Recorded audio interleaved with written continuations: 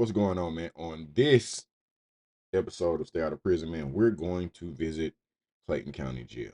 Now, there has been an interview or documentary style upload from my guy, what's his name? Tommy G. Shouts out to Tommy G. I'll hit that subscribe button. All right.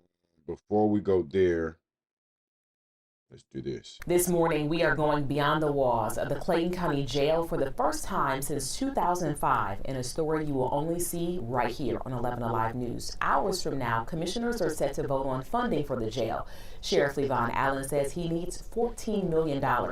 Sheriff Allen took 11 Alive's Dawn White on a 3-hour tour of the facility where he says they're dealing with overcrowding and deteriorating jail conditions. The facility opened in 2000, and since then, Allen says the only upgrade was a roof.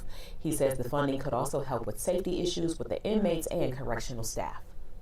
All of our stabbings that have occurred have occurred based on something that they have broken away from the actual facility. When you remove this and work this on the wall, and you remove this becomes a long sword, a long machete, like Mission Impossible. Cut the glass, poke the hole through, and have a hole.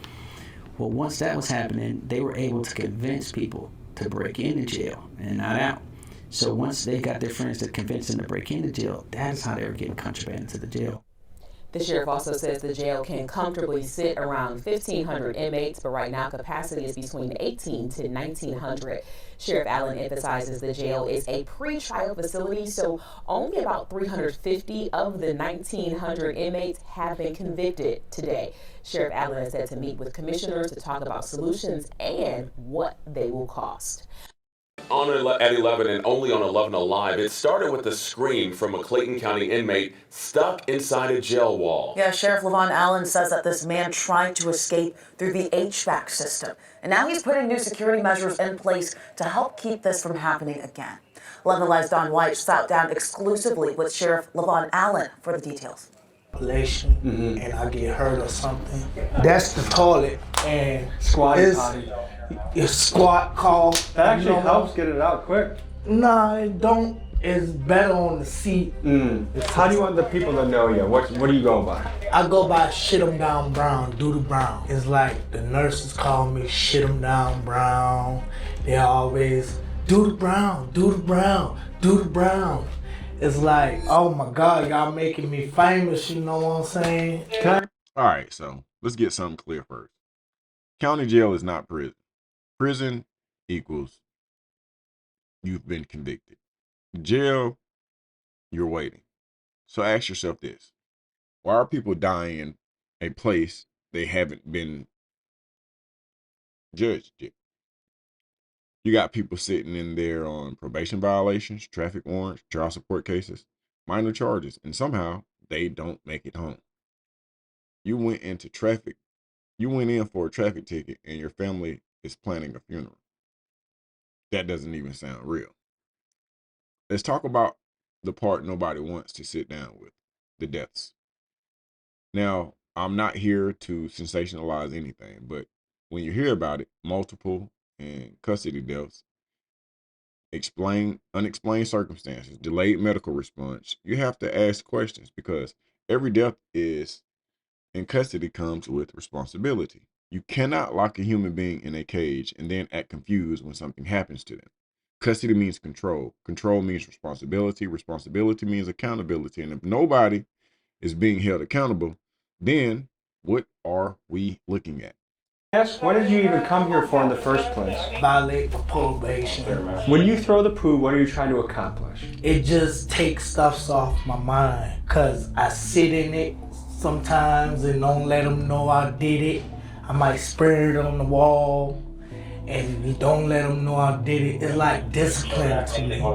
But it's also letting them know that I need what I asked for. Like if someone offered you a bed in a mental health facility, would you want to go?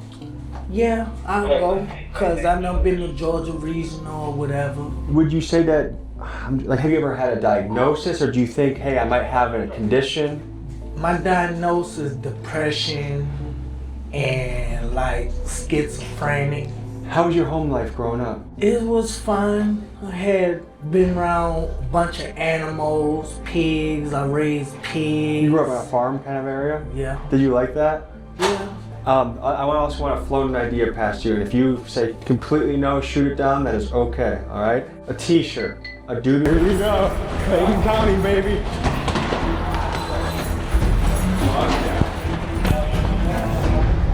Someone trying to jump?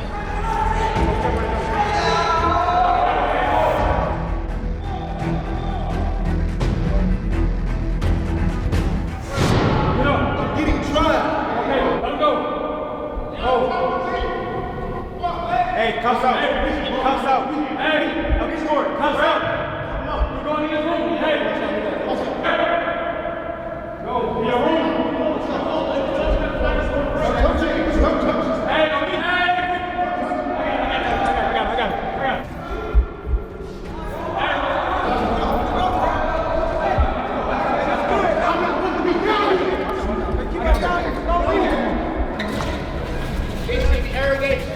Sheriff's office is investigating an attack inside its jail this afternoon, taking the life of an inmate. The sheriff says the suspect, victim, and another inmate ended up in the same cell today due to overcrowding. This is the second inmate homicide at the jail in less than 2 months now. 11 Alive's Don White sat down exclusively with the sheriff about what happened here and changes in the works to improve safety at the jail. Inmates alerted Clayton County correctional officers of an attack at the jail just before 4 Thursday afternoon, according to Sheriff LaVon Allen. They quickly realized that the inmate had been assaulted by his roommate, and they rendered a... Sheriff Allen says this man, 43-year-old Abdul Woodward, is in the jail on baggage removal charges. Woodward now faces charges of felony murder, aggravated assault, and simple battery in connection with the death of his cellmate, 26-year-old Jonathan Pettigrew, who was supposed to be released from jail next week. The victim had been in this particular cell with his roommate for some time. Today, he was introduced to a new roommate, which was our aggressor or our suspect, and they were just placed in a room today. Allen believes Woodward didn't use any weapons in the attack, which he says the third cellmate witnessed. He told us that when the suspect came into the room, he was upset, and he began to fight with our victim, and also told him that he was next. I asked Sheriff Allen what he plans to do to keep inmates safe while they're here at the jail, and he says he's already made a change. What we have done was identify through classifications inmates who have had a history of violence throughout the jail, and we have moved them to one particular location. Now, let's talk about something that confuses a lot of people. Drug overdoses and uses inside a jail. Let me say that again, a locked facility with security and surveillance, and somehow drugs are still flowing. So either the walls got a trapdoor or somebody got a key. This is not about blaming one person. This is about systems. Because if drugs are getting in, that means breakdown in intake procedures, breakdown in staff oversight, or internal corruption. And when you mix drugs with mental health issues, withdrawal symptoms, lack of medical care, you get fatalities. Let's talk about something people don't understand. Short staffing. Everybody thinks more guards, more control. But what happens when there aren't enough? You get delayed response times, fights going unchecked, medical emergencies ignored, units running themselves. Imagine one officer watching 60 to 80 inmates. Now imagine something goes wrong. Who are they going to help first? Their officer is not a superhero. They're just trying to survive the shift. Allen has another goal to reduce overcrowding. My goal is to get these inmates through the court system and or the inmates with the lesser offenses, like what you see here, baggage removal, released on some type of ankle monitor. Sheriff Allen hopes to get $6.5 million in funding this month for trailers to house nonviolent inmates in hopes of reducing overcrowding in the jail in Jonesboro. So, this is bad. How many of these guys should be in a mental institute? All of them. And why aren't they? I don't know, man. That's Georgia, man. Georgia they gotta have. So Georgia region don't have a lot of space. See? What is he saying? He talking about free time. How long you been in there for? 4 days. Sir, I have no water in this cell. I have no running water in this cell. This is illegal. Does he have water? They probably don't, because a lot of the toilets messed up, but they mess them up. So we do give them like coolers and water and stuff like that.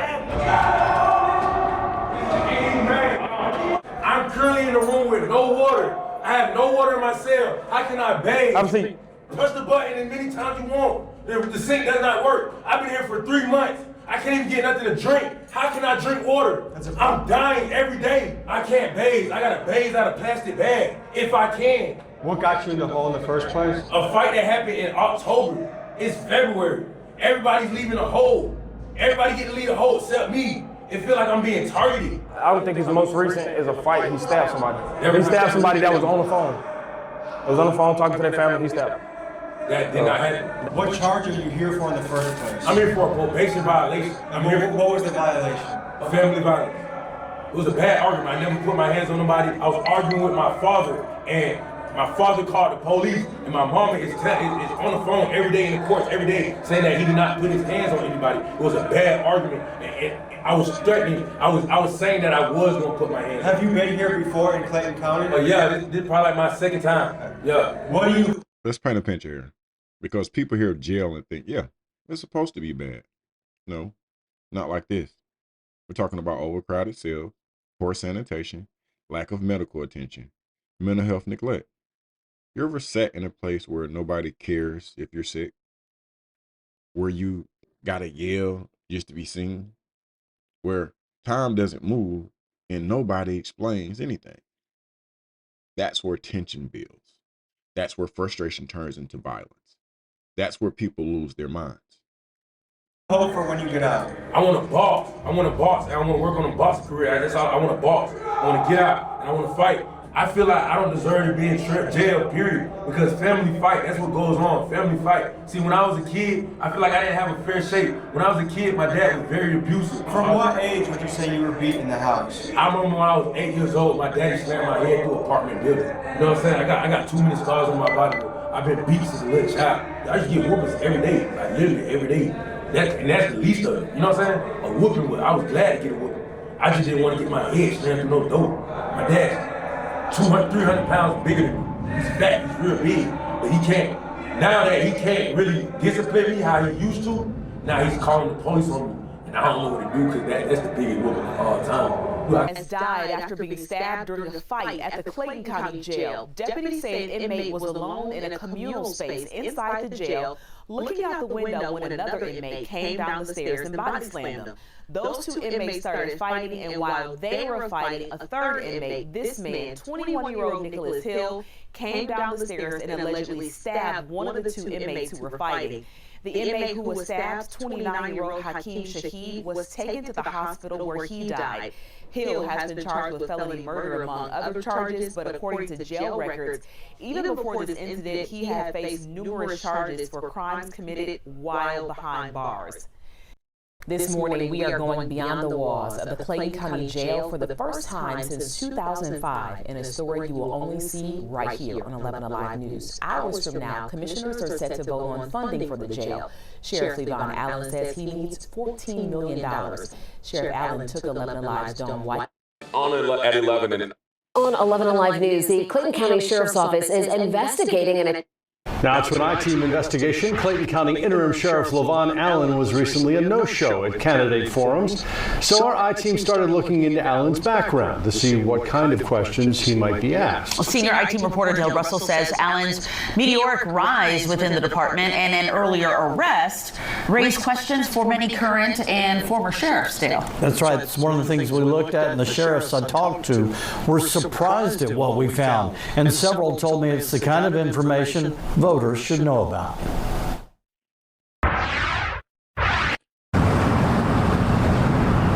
Take a drive down Terra Boulevard, and it's clear the Clayton County Sheriff wants to stay the sheriff. Or check out the sheriff's official webpage. Levon Allen seems to be everywhere. The only one who was not here was the current interim sheriff, Levon Allen. Which made it surprising when Allen was the only one of 5 candidates who was a no-show for a recent sheriff's candidate forum. We don't have enough staff inside the jail, and that's a huge problem. We decided to look into Allen's work history and see if we had any questions of our own. According to former Sheriff Victor Hill's Facebook page, he handpicked Allen, whom he describes as his godson, to follow in his footsteps. Sheriff, any comment? The longtime sheriff is leaving office because he is headed to prison. Late last year, a jury convicted Hill of violating the constitutional rights of pretrial detainees by having them strapped into restraint chairs for hours at a time. A judge will sentence Hill later this month. By law, Chief Deputy Roland Borer became sheriff. He soon retired, opening the door for Levon Allen to become interim sheriff in 2013, after Allen voluntarily resigned from his job as a DeKalb County Jail officer, following his arrest on domestic violence charges. That's probably the worst part, that something would get to a point where somebody in a family situation would have to call 911. Chris Harvey is with the Peace Officer Standard and Training Council, which regulates sworn officers in Georgia. Police records show Allen got into a dispute with his wife over their 2-year-old. Prosecutors charged Allen with family violence, battery, simple battery, cruelty to children, and disorderly conduct. Post recommendation, revoke Allen's law enforcement certification. Because the battery and simple battery and cruelty to children were serious charges in their minds. Yes, I would think so. But Allen's wife later recanted her claim, saying her husband never struck me or caused any intentional harm. Allen denied pushing her. The more serious battery charges were not prosecuted. Allen pled no contest to 2 disorderly conduct charges, misdemeanors both. He was sentenced to probation. Harvey says it's not terribly serious, but when you get into talking about politics and elections, that's really something for the voters to be aware of. It's certainly something that they could consider. We talked to a number of current and former sheriffs, none of whom wanted to appear on camera, but all expressed concern about Levon Allen's arrest record and his meteoric rise up the chain of command here at the Clayton County Sheriff's Office. Post records show that Allen went from deputy sheriff to the number 2 man in the department, chief deputy, in 3.5 years. It's completely unusual. Karen Morrison is a former assistant U.S. attorney in New York. We showed her Allen's promotion records under his godfather, Sheriff Victor Hill. What jumped out? How Allen went from sergeant to lieutenant in 5 months and captain to major in 1 month. No regular person is in a particular position for like a month or 2. It doesn't fully pass the smell test. The rapid-fire promotions also came with huge salary increases. Allen went from a $43,000 a year deputy sheriff to $143,000 chief deputy. Allen, who now oversees a $40 million sheriff's budget, has twice filed for personal bankruptcy. He would not respond to our texts asking for an interview. What about the other candidates?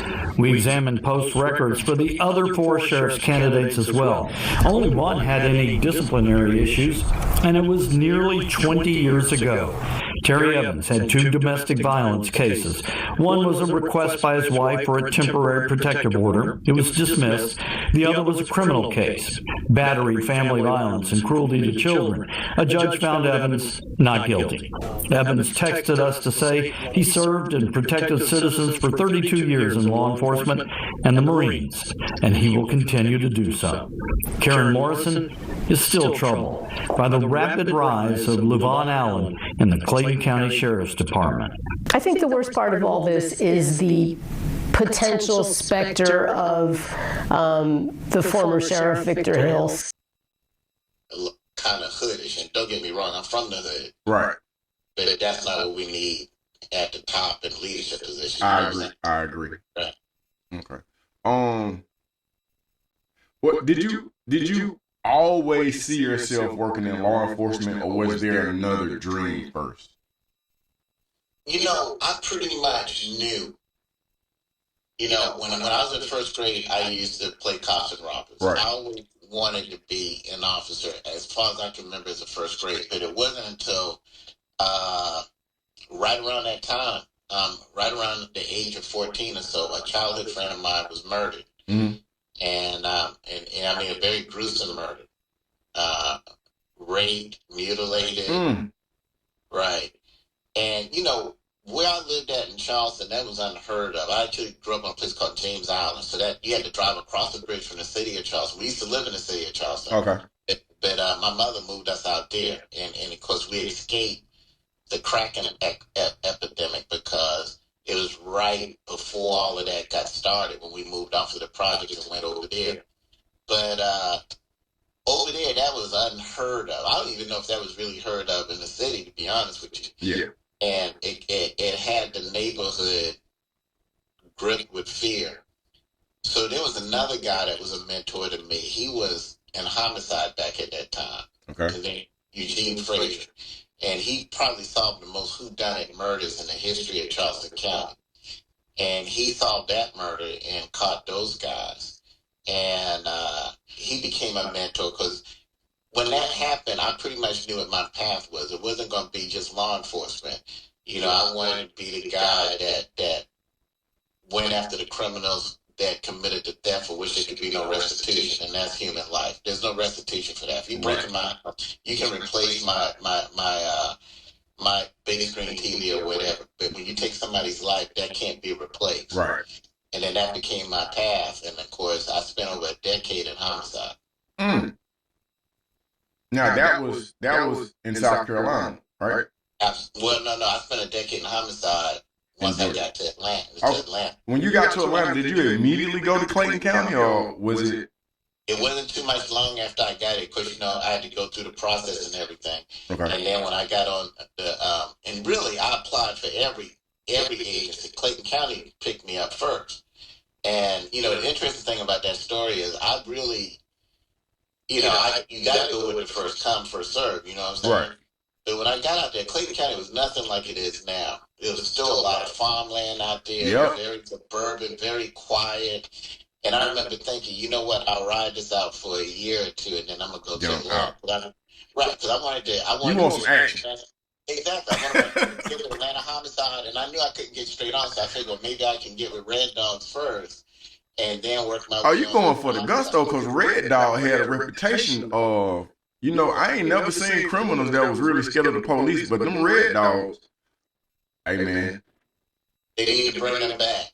You think so? I know so. I know so. Let me tell you this, man. The one thing that Chief Greenberg taught me, and, you know, a lot of people debate me on this, and it'd be interesting to hear your opinion, but I believe that fear is good, and let me tell you why. I mean, you know, we had the fear of of course, we got ultimate the fear of God. You know, you fear your parents or whatever like that if you do something wrong. But Greenberg put it in perspective for me. This is what he said. He said that he used to patrol a particular area before he became chief, and that there was this 90-year-old woman that used to push this grocery cart full of money. Right. And nobody never robbed her. Okay. And the reason they didn't rob her is they knew whose money that was. Mm. They knew that if they robbed her, it wasn't her they was worried about. They know if they robbed this woman, that retribution was going to be swift and severe. Okay. And he said, listen, that's how we got to police. If these criminals don't know that it's going to be swift and severe, they're going to take over. So they feared that man. And I mean, literally, we feared him too, because, you know, he literally kept order like that. I can remember standing in a line of officers, and he was passing out suspensions like the Easter Bunny pass out candy. If you did anything out of line, he wasn't just hard on the criminals, he was hard on us. If we did anything out of line, so he kept everything, it was a balance. You get what I'm saying? Uh-huh. He wasn't going to let criminals get away with nothing, but he wasn't going to let the cops get away with anything either if they did something they shouldn't have done to out there, even if it was a criminal or whatever like that. So he really set the tone for me. Okay. And before I ever knew about Red Dogs, he had units like that. He had a tac squad unit, a flying squad unit, and those units were feared. And a lot of people left Charleston and went to North Charleston because they know they couldn't operate in that city with those guys out there in the way he policed that city. And, you know, and of course he had his distractors or whatever, but Charleston City was the safest it ever was under his command. And he taught me something very important. Every city or every county needs something or someone to fear, or it's chaos. Okay, so let me ask you this. Would a a red dot unit or a unit similar to the one that was in South Carolina actually contribute to the decrease in crime, or is it just the boogeyman amongst criminals? Both. Because you got to have those type of units to take control back of areas that are crime infested, and they're going to become the boogeyman because criminals know that, hey, I can't operate with these guys there. So, anytime you want to control crime, you got to control the territory. So you got to make up your mind if you either going to control the territory or the criminal's going to control the territory. So if there's 12 or 13 guys allowed to stand on a particular corner every day, and you got to be good with them just to walk in the store or walk out or whatever. They got control. And the only way to take back those type of corners is a car got to pull up and 4 doors got to open and folks got to be, hey, let's go on the ground now, whatever. What you got? You got guns, you got this and that. That's the only way a man can raise his family and feel comfortable with his daughter going to the store knowing she's not going to be accosted, or his son going there knowing he's not going to be robbed. And, a lot of people, a lot of folks out there, they're like, we don't need to do that. Well, when you don't do that, you get what we got now. Right. Can you tell me the 3 top things that law enforcement are responsible for in a community, so that we're on the same page? Because a lot of people get misconstrued as to what the police officers and what the sheriff and what's supposed to take place. So what are the responsibilities of law enforcement in a community? Well, let's start with the sheriff. Okay. The sheriff by Constitution is 3 things. Okay. He's the chief law enforcer, the chief officer of the court, and the chief jailer. Nowhere in the Constitution does it say 2 out of 3 or 1 out of 3. Okay. In the city of Atlanta, that kind of got misconstrued because there were 13 counties when I first got here, now only 11, that have a county police and a sheriff's office. So people are under the assumption that, well, the sheriff only does warrants and only does the jail, and that's not true. Okay. You can just go to Douglas County and the sheriff does it all. There is no county police there. You can go to Fayette County, the sheriff does it all. Well, usually that started because of some type of politics. Like in Henry County, the commissioners got mad at the sheriff because he locked one of them up for DUI, so they created a county police. Usually it has something to do with politics, and commissioners wanted to have some control over policing because they don't have control over the sheriff. What happened over the years is it got misconstrued, and people really thought, well, the sheriff can only do this and the sheriff can only do that.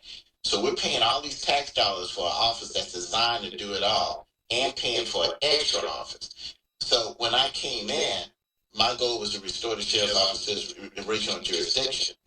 There's no way I'm going to be the sheriff and I'm going to watch the county get raped, robbed, and murdered and say, hey, we ain't doing nothing. That's what police stuff. And they weren't, and to be honest with you, they weren't doing anything anyway. And I know because I used to work there. Okay. Before I became sheriff.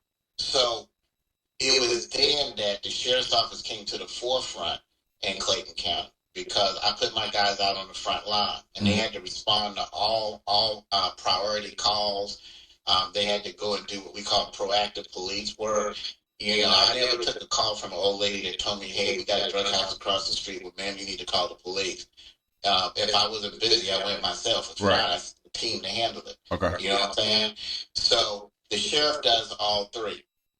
Now, philosophically, there are people out there that believe that, well, the police is not really designed to do this or do that. But let me tell you this. At the end of the day, the police are supposed to not just respond to crime, but prevent crime. And the only way to prevent crime is you got to be proactive. If you just respond, okay, well, someone got shot. Okay, well, let's go there and let's figure out who shot him and let's give him render aid or whatever. And that's just being responsive, and that solves absolutely nothing. Real policing is how do we stop the shooting from even happening? Okay, so that requires aggressive policing. That means, okay, well, he got shot on the corner. Okay, well, let's clear the corner. If he ain't there and the people with the guns ain't there, nobody can get shot. All right, well, there's burglaries going on in this house. Well, who's doing it? Well, it's the crackheads that go down the street and buy drugs at that particular house. Really, let's shut that house down and let's lock them up, and that way he can't get crack anymore. If we can get him help, fine. If not, if he's still doing it, let's get him off the streets too. Now the problem is solved. But if we stop, it's kind of like mosquitoes. I mean, at the end of the day, they take these things and they put it in pools of water so the mosquitoes can't even breathe to start coming out and bite you. Okay. Let's be proactive. I mean, if you want to wait and swat them, that's fine. Yeah. But the best thing to do is don't even let a group of them be born. Okay, so let me make sure, because you know I pay attention to a lot of things and I'm still learning. So what you're saying is, in reference to preventing crime, you're gonna wipe the block out. So that I understand this, I guess this would be equivalent to, I don't know if you remember, but there was a time where you could not ride through Pine Lake without getting a ticket. If you went through Pine Lake, the first ticket I ever got in my life, I got it in Pine Lake. So in my mind, you know what I would say? I'm going to take the long way around. It's 2 o'clock in the morning, I'm going to take the long. So what you're saying is, Clayton County belongs to you. Guess what? I know how to clean Clayton County up. So it doesn't stop the crime, but it stops it in this area. You won't do it over here. It's basically what's going on. Okay. Absolutely. You got to control the territory. Simple as that. Simple as that. So you a chess player, aren't you? Without a doubt. Absolutely. Have you ever heard of a game called Go? So Go is an Asian game that's played in Asia. Sun Tzu played it. Chairman Mao played it. It's kind of like the Asian version of chess. Okay. Now, here's what's interesting. Chess is linear. I love chess, by the way. Yeah. And I'm not claiming I'm a chess master, but I just love the game. Right. Okay. So chess is linear. Chess is 2 armies facing each other and using strategy or whatever like that. Go is kind of like, it's a board game. The board almost looks the same, but it's far more squares and it's circular.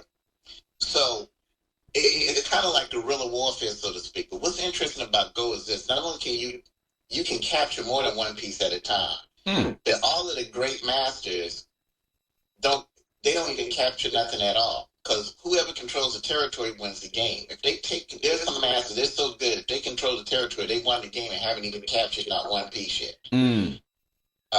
Like I said, Chairman Mao played Go. Sun Tzu played Go. There were some shoguns that you couldn't even work for them unless you played this particular game. I like both games. I think you learn from both. But the most important thing I learned from Go is control the territory. Okay. So let's say there's a group. So notice what I said. At Go, you don't even have to capture anybody. You know, the chess, you're trying to capture the king. Right. Okay, and that's how you see most law enforcement deal with drugs. Hey, let's capture the drug lord. Well, if that worked, we shouldn't have no drugs. I mean, I was locked up with a whole bunch of drug lords. Is this somebody taking their place? That's it. It doesn't work. Right. Okay. But if you control the territory, if there's a drug area here, and I got road checks set up, and there's only one way in and one way out, I now control the territory.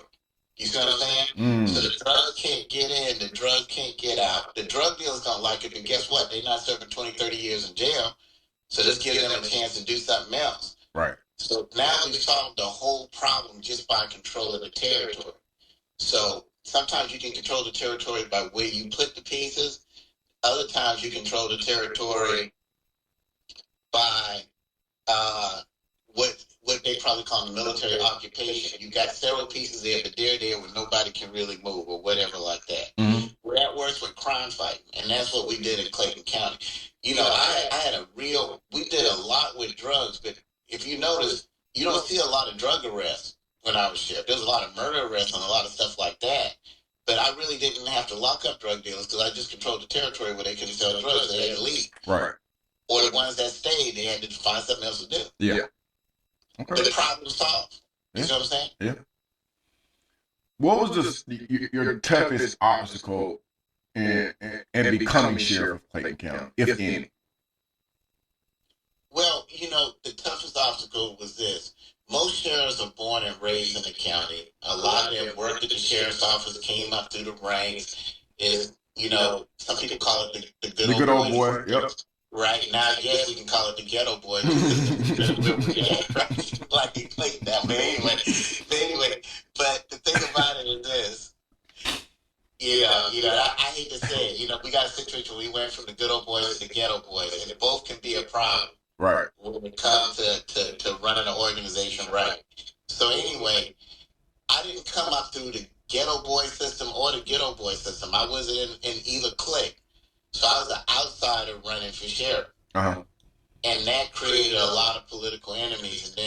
And then of course, when I came in, I tried to remove that regime to bring in my own regime.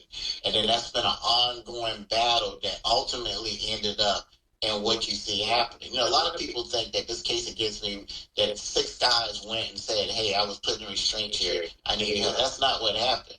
You pissed somebody off. Exactly. That was a regime. Now, some of them guys have been out of jail almost a year. Hey, you put a restraint chair? Hey, is he the one that put you in a restraint chair? Yeah. Hey, come down and testify. We can build a case. Okay. None of these guys never. Let me tell you something. That restraint chair was used 630 times. Probably 10 times by me. 600 sometimes by officers, commanders, or whatever. We never had a lawsuit. We never had a complaint. No one never said they were injured. Nothing never happened. And then one guy who's working on a campaign to unseat me, who had been in the restraint chair several times before, and had to be put in a restraint chair again after he was working on a campaign against me. Then all of a sudden, hey, we know what? We're going to come at him with this. You see what I'm saying? Yeah. And if you look, it's the same people that was involved in being my political enemies from the beginning of time when I first became sheriff. You know what I'm saying? So that's the story nobody talks about. That's the type of stuff we weren't even allowed to bring out at the federal trial. People thought it was just a restraint chair case and didn't know the whole background. Right. The media didn't put it out, and then the judge didn't allow us to bring the stuff up in court. Wow. Right. And why? The judge is friends with the DA. Got you. Work at the DA. The judge is Facebook friends with one of my political opponents. Then we talked earlier about the media, who I didn't even deal with. And of course, they made sure they played a certain part every day. They played scenes from other jails because there's no scene in there. Right. Not only that, and we got to talk about this at some point, but they lied to a grand jury. On the grand jury indictment, a guy says he was punched and with a mask, and they took the mask off, and I was standing there. We get to trial. I'm waiting for that to come up because it didn't happen. No one brings it up because it never happened. But you lied to a grand jury to get an indictment. You know what I'm saying? Yeah. So, what are some successes from your time as sheriff that people don't really give you credit for? Well, let me tell you, I think people pretty much know about the jail and they pretty much know about the crime, so you're right. But there's one thing that maybe a few people may remember, but it's very dear to me. We used to have 13 massage parlors in Clayton County. Really? And, yeah, that is a lot of happy endings, brother. Yeah, you're right about that. And when I was a detective, every now and then they used to send me undercover into these massage parlors.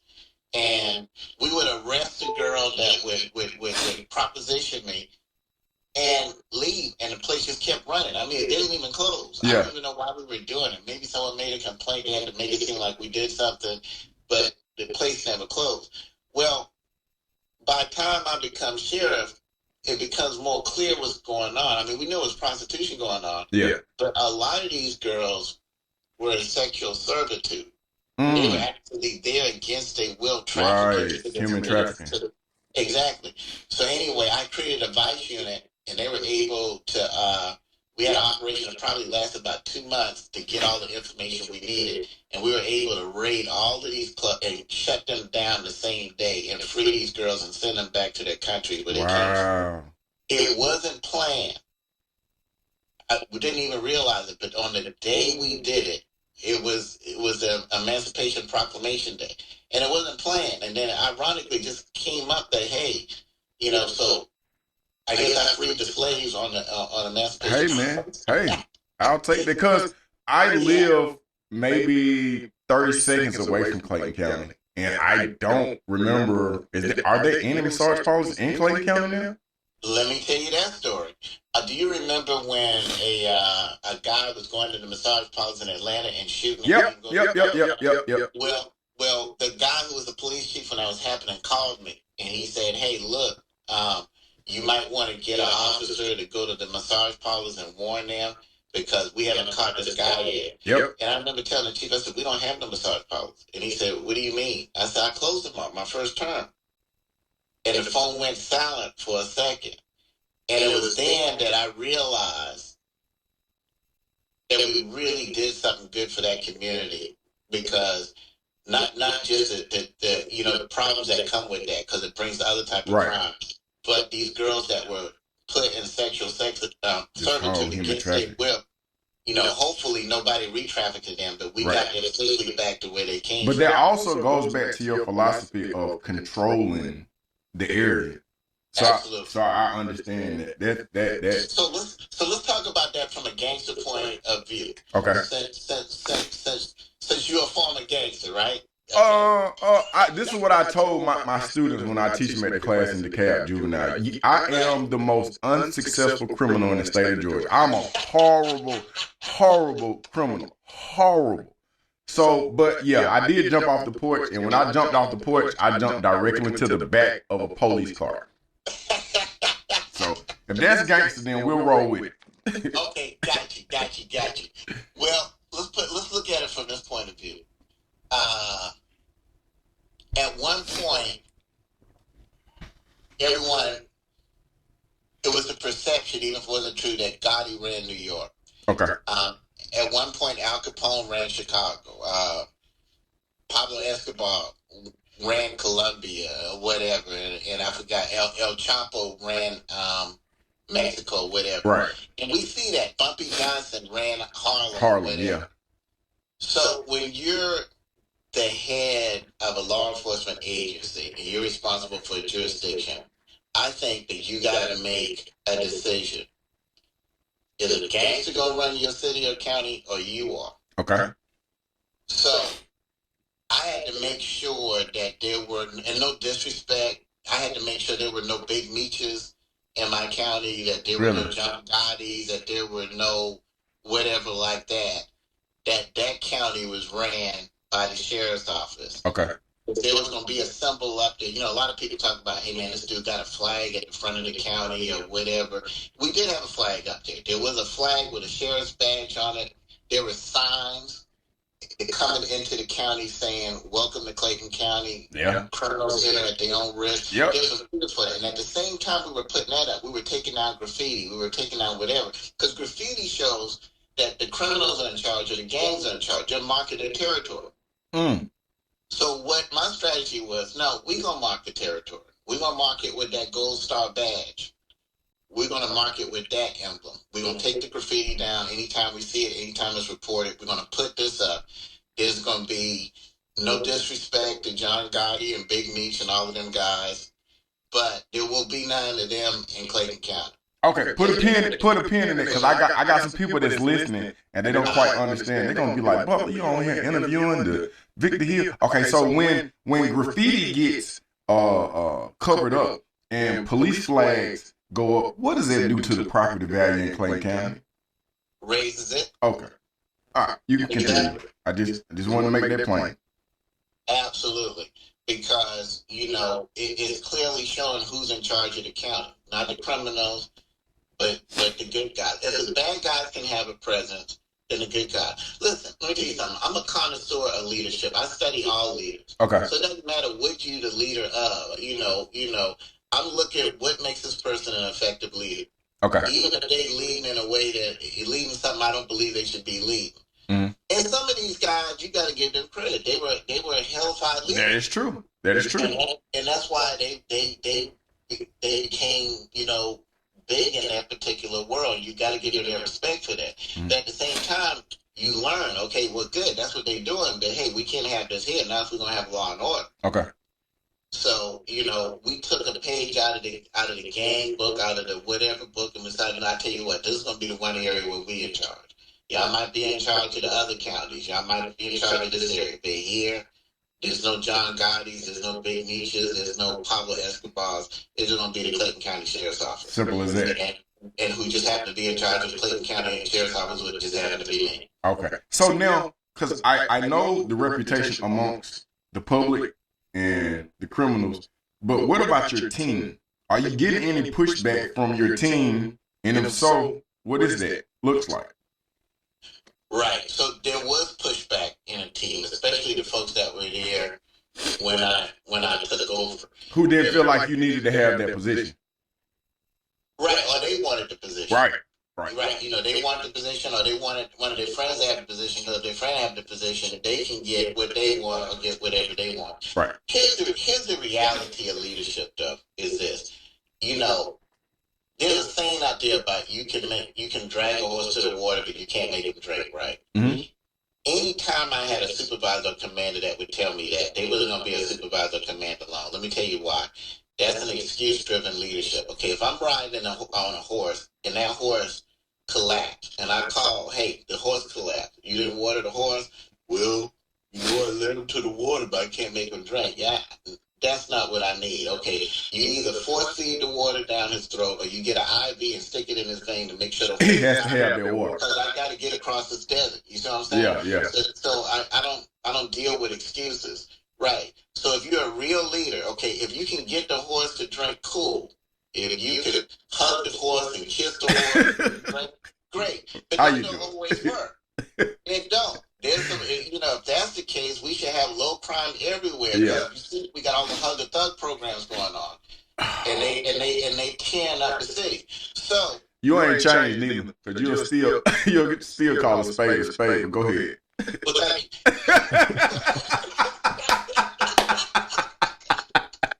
So at the end of the day, you got to make things happen. So, you know, like when I used to have cars sitting in front of drug houses, nobody really wanted to do that. You know, they want to ride around the county and stop at Quick Trip and talk to the pretty girls there. They don't want to sit there. And they come everywhere. Well, you know, what if a call go out? What if such and such? Hey, we got enough people to handle that. I need a call here or whatever. You got to, you know, unfortunately, there's a part of leadership where you got to make people do their jobs. Not everybody is going to do their job, especially government workers, because they get paid the same whether they perform or not.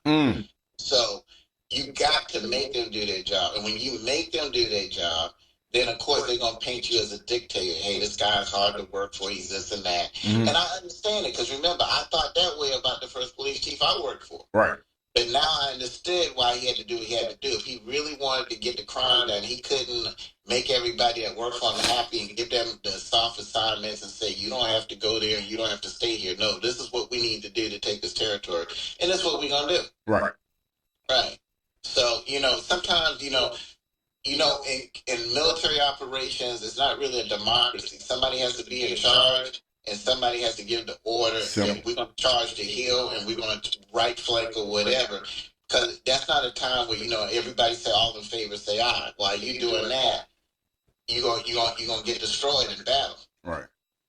Okay. So, what mistakes, if any, do you admit were avoidable during your tenure, if that makes sense?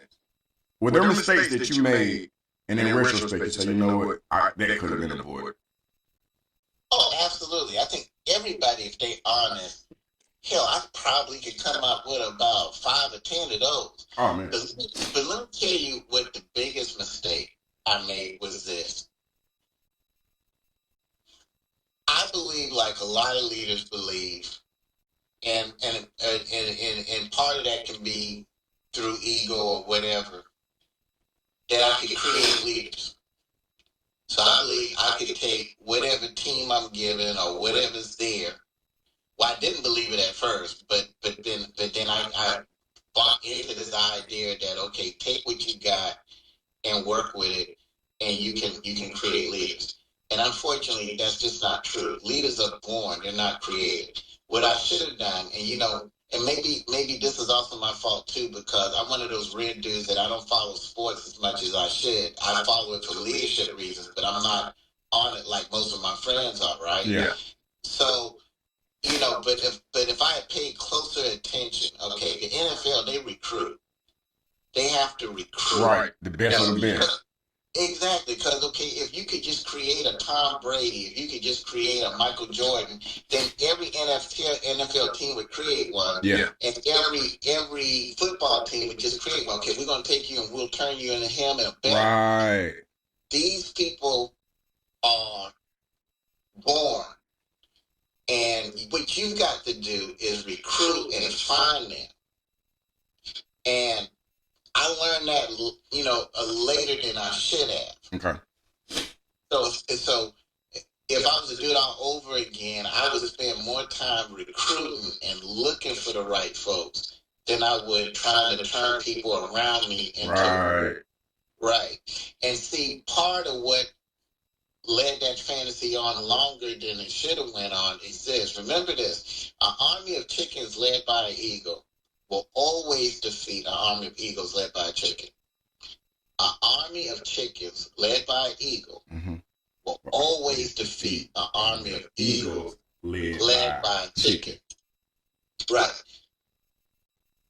If you never remember anything else about leadership, remember that. I went to a leadership school put on by Navy SEALs, and they said it a different way. They said every time they do BUDS training, they got these water raft races with the ocean. Yeah. One boat will always win, and another boat will always lose. And they say every time they take the captain off the boat that's winning and put it on the boat that's losing, that boat that was losing starts winning. We saw it, and look here, I'm not going to sit here and tell you I know anything about football, but one thing took my attention. Tom Brady leaves the Patriots after winning 6 Super Bowls, goes to Tampa Bay, and wins the Super Bowl again. That's an example in sports. Gotcha. Okay, so because of that, I'm thinking that I have created some leaders, but really, so I'm thinking, and don't get me wrong, I had some very good people there, but I also had some folks there that was just, they were just there coming along. You know what I'm saying? Yeah. And because of that, I thought we were creating leaders, but we really weren't. It was just the fact of the leadership and the fact that, and that's really what was going on there. So now you see the proof of that, because a person I thought I could turn into a leader is there now. There are people being gang raped in the jail. There's drugs in the jail. People dying. 7 murders in the jail or whatever like that. So that's something I had to learn the hard way, and I'm living it now. And it's I don't want to call it a nightmare, but it's damn near short to it, because I'm close to it, because I feel for the people in Clayton County, because I feel like I left them in bad hands. And so I think that's the biggest lesson that I've learned. Don't you ever try to create a leader. You got to go and find what's already there. You can take a guy and send him to command college and send him to FBI Academy and do whatever, and they still can't find a hooker in a whorehouse, or still can't command a playground fighter.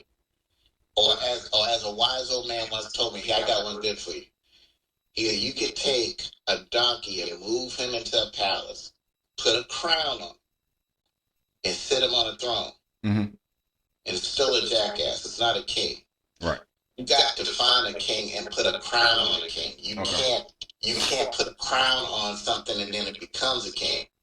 So that was a hard lesson learned. If there's anybody out there that's aspiring to leadership and getting ready to take over leadership anywhere, I hope I shortcut that lesson for them that I had to learn. You did. I think you just did. You just, in a classic way, you just called somebody an asshole too, but that's neither here nor there.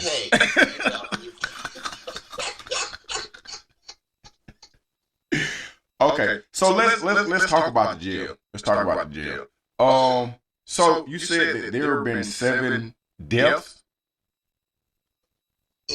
Murders, not death. You know, death is natural causes. Right. Okay, you die of a heart attack, you die of whatever. And I'm not saying there's no liability in that either. The conditions were conducive to the person's death. Now, some people just come to jail and they're already sick and they were going to die anyway. Right. It's different.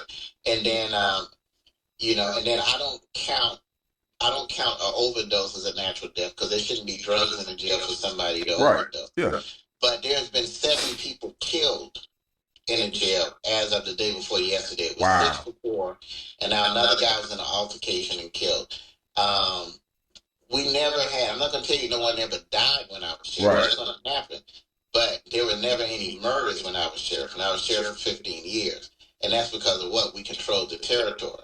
Now, let me ask you this, because I've heard the story. I don't know where I heard the story from. Maybe you and I were having a conversation, or maybe it was, there was an individual who was in your jail, in Clayton County Jail, while you were in charge of everything. And upon arriving there, he had a drug addiction.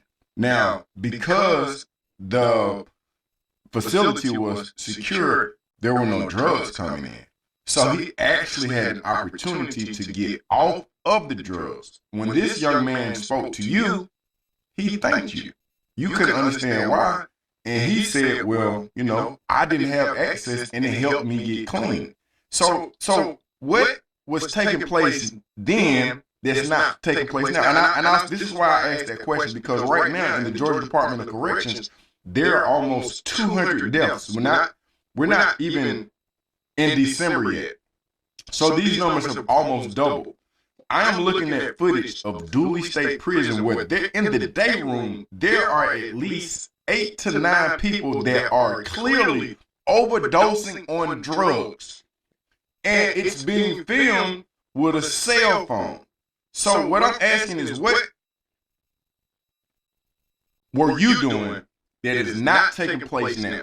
Because, and this is from an individual who was previously incarcerated, who I was in prison when Tony Turpin was in charge. When there were a number of people that came in and, hey man, you can get out of line and you can get this ass whipping. It's gonna come. But within that, there was a certain form of discipline. Because with structure, I was able to go to trade school. I was able to get my GED. I was able to participate in culinary arts, barbering, woodworking. I was able to do a number of things. But had it not been a clean area, a place where I could focus in on this, it never would have happened. I know that was a lot. No. It was a lot good. Okay. I mean, there was a lot of meat on them bones you just gave. Let me tell you this, man. I'm gonna tell you how I did it, and it's so simple. You was working a puzzle and you couldn't figure it out. Then somebody walk up and say, "Okay, just do that," and you was like, "Oh Lord, that was simple. I complicated." Mm-hmm. Okay. I'm going to tell you how we kept drugs out of it, and anyone listening that runs a jail is just as simple. I'm going to give the secret, and it has a lot to do with that game called Go, Controlling the Territory. Okay. When drugs get in the jail, when cell phones get in the jail, when anything gets in the jail, it doesn't magically float in there. Gotcha. Okay, so the only way for it to get in is going to be an officer, an employee, a nurse, a maintenance person, doctor, whatever, someone that has access to the jail. Right. Most jails, employees can walk in and out of that jail unchecked. And there's usually more than 2 or 3 entrances they can come in. They could be, if there was an employee interested at Clayton County Jail, there was a way from the loading dock or whatever. All I did was this. Anyone that works in this jail can only come through one entrance.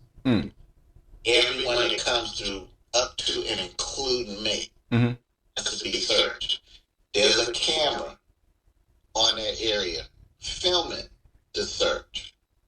A camera that I could get on my cell phone and punch in and look at anytime I want. Okay. If you left the jail for 5 minutes to take a smoke and came back, you got searched again. Yeah. So you make one.